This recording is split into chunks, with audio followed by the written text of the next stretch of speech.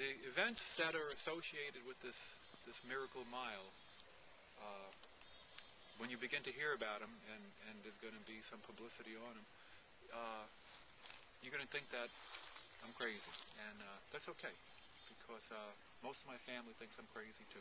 There's only a couple of people that there's only a couple of people believe that I'm not crazy, or some old professor, you know. But one of the people who believes that what I'm trying to do is possible is my mom, and there's maybe one or two other people that truly believe. But I do have a lot of support. At least those who love me know that I'm well-intentioned, and I mean good. The reason why you're going to think when you hear these words that this is crazy is because you're going to think it's impossible. And most people are caught in a world where they have no power, and looking for hope in the future, we don't see it. And that's why people, you'll probably be amused when you first hear the crazy things I do want to do. But I believe it's possible, and it'll take a miracle, and that's why this is called the Miracle Mile. And it's also important to point out that this is not about me. It has really nothing to do about me. I've led my life. I've had a life that I've been given much too much.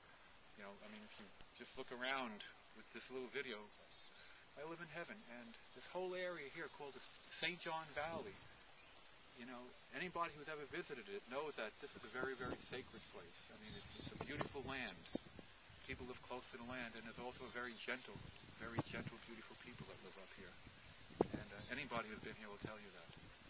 So not only I've been blessed with that, I've had the opportunity to be unconditionally loved. First by both of my parents and a very gentle father, and then even later in my life. And I have the most wonderful children, and even grandchildren. So everything that I've ever even dreamed possible in my life, I have more than I would ever ask for. So it's not about me. This is for the innocent, those we leave behind. Do you want to stop there for a second? Sure. Well, you don't have to stop. You're going to have to edit this out. We can edit. Now, okay, I'm going to go again. Oh, God, I get nervous like this when I give lectures, too. But the reason why it's a miracle on many, many fronts. First of all, one of the fronts that's a miracle is that to do what I want to accomplish at the end of November on Thanksgiving Day in northern Maine, that's winter for most people down in the warm country of Boston. It's a tough pole. It's a tough pole. The last time I did it, I weighed 225 pounds, and I'm doing this now in the cold winter. It'll probably be, that snow season begins for us. I'm doing it at 156 pounds. And so I'm sure I could do it. So that's the little miracle. But part of the miracle is that I'm not supposed to be here. I've been gifted, and I have to say gifted, with the most aggressive cancer that known to man.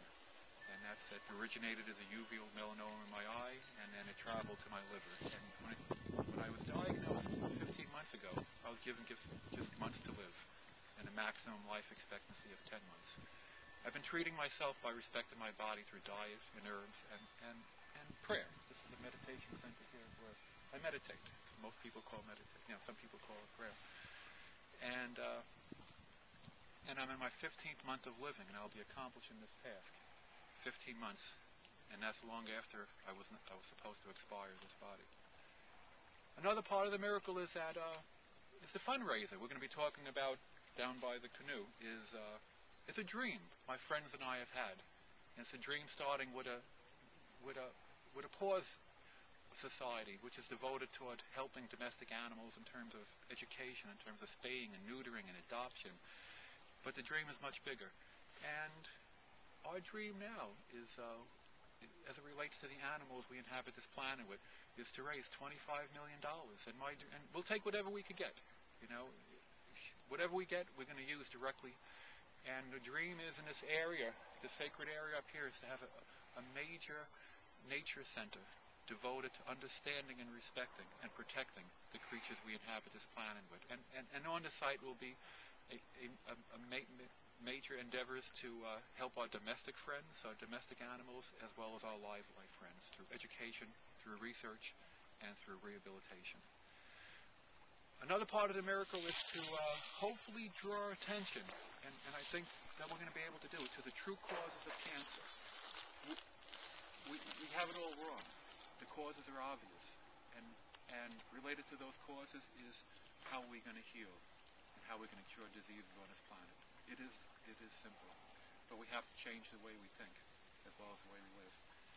And probably the most absurd thing that I'm trying to accomplish with this Miracle Mile is it's not only to raise money for a wonderful, wonderful idea for northern Maine in this area where we live so close to nature, is to accomplish the impossible task of world peace at a time where our world desperately, desperately needs peace. I'm being currently involved. I had to put it on hold to learn how to treat myself and to stay long enough to treat alive long enough to treat my cancer. There's a major peace movement, and there's a website that'll be available to you, and we've been trying to initiate a momentum to get all leaders of all nations on this planet to agree to immediately get rid of all nuclear weapons on this planet. And if you check out the website, nations are responding, and there's very, very beautiful letters from leaders through different nations in the world. I had to stop communicating to treat myself, but we're going to build that momentum again. And I made a promise to God when I was diagnosed, well, a long time ago, but it became especially urgent. When I was diagnosed with cancer, I made that promise that I would stay alive enough and devote my life to the cause of world peace. And I will stay alive enough to see the day where every single leader on this planet will agree to stop the insanity and take the first and absolutely necessary first step by putting down the weapons of greatest fear. It is then and only then can we cooperate as brothers and sisters and not as enemies as we are now for our children and the innocent we leave behind. And so this is truly indeed a miracle mile. And so we're going to be taking a walk down to my old canoe, in my old canoe pole, in which my old body is going to attempt to do this river. And by the way, the picture that's also, I guess, on the internet or however it's going to be published, of our friend in the canoe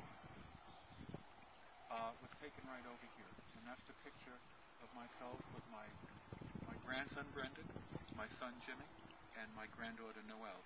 And we have a very special guardian in the boat. Now, what you see in that picture, everybody will see something different because there are many, many souls in that picture, and I've already explained in a press release of what I think it is. So we're going to head down to the river behind me and down to the canoe.